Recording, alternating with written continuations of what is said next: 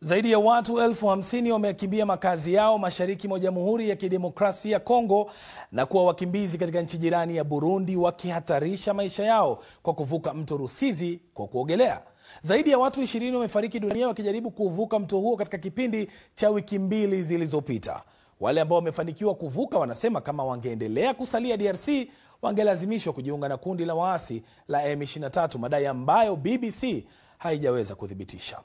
Lakini huku M23 ikiendelea kuteka maeneo zaidi mashariki mwa Kongo, kuna hofu kuwa wakimbizi hawako salama hata katika nchi jirani ya Burundi. Robert Kipto yupo Burundi na ametutumia taarifa ifuatayo.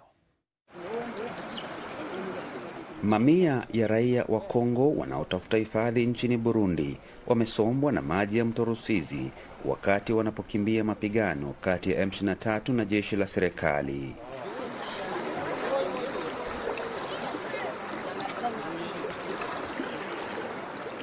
Hapa nilipo ni mto Rusizi unaopakana na nchi ya Burundi na taifa la Jamhuri ya Kidemokrasia ya Kongo. Nilipo keti ni eneo la kivuko ambapo watu wanaotoka Jamhuri ya Kidemokrasia ya Kongo wanatumia mkondo wa maji kuingia kama yule anaingia sasa ili kuweza kufika katika eneo hili. Cha kushangaza ni kwamba maelfu ya watu wamefanikiwa kuvuka mto huu, lakini baadhi yao wameweza kupoteza maisha yao baada ya kusombwa na maji. Mwanaume huyu ni mmoja wa wale wanaokimbia mapigano kutafuta hifadhi na usalama. Wasiwasi ngali ya mingi sana. Juu hata na mimi sikufika kwa barabara. Nilirudia mkartie tumesifika kwa barabara hapa. Kwa sababu gani?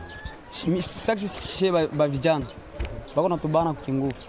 Tuingie mkisoda.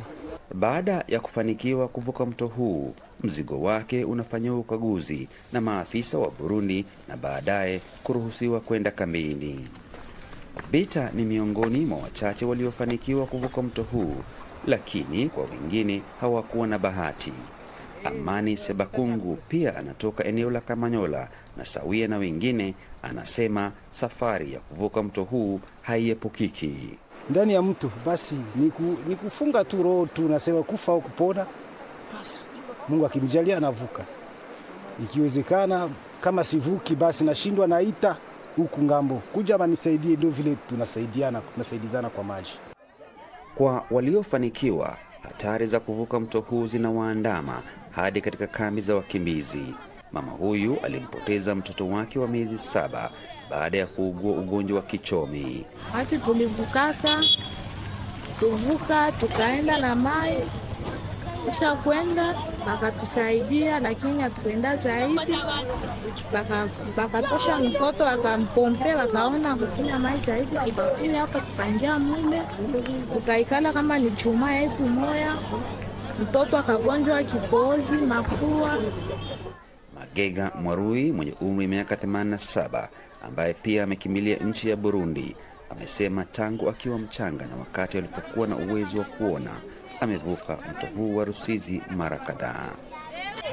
Nilikuwa nachuruzia Burundi pale kwa Maradini, tulikuwa tunachuruza. Mimi nilikuwa nachuruza, niko naona tunabeba mapanda kule, tunarudia tunarangura ndagala na beba mkwetu na churuza. Niko naona hivi vinanikamata na mimi. Licha ya kuvuka mto huu, raia wa Kongo wanakabiliwa na hatari chungu nzima, hasa wakati huu M23 wanapojaribu kutoa maeneo zaidi ya Kivu ya Kusini.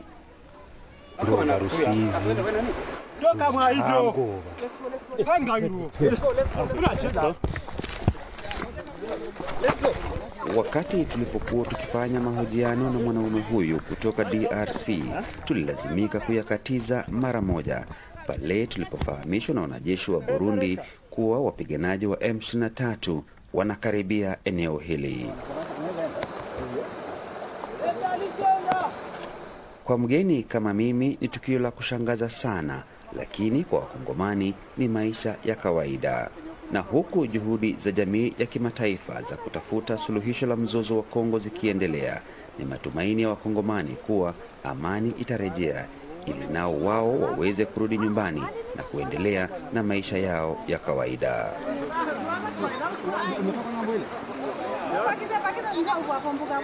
Robert Kipto, BBC, Rusizi.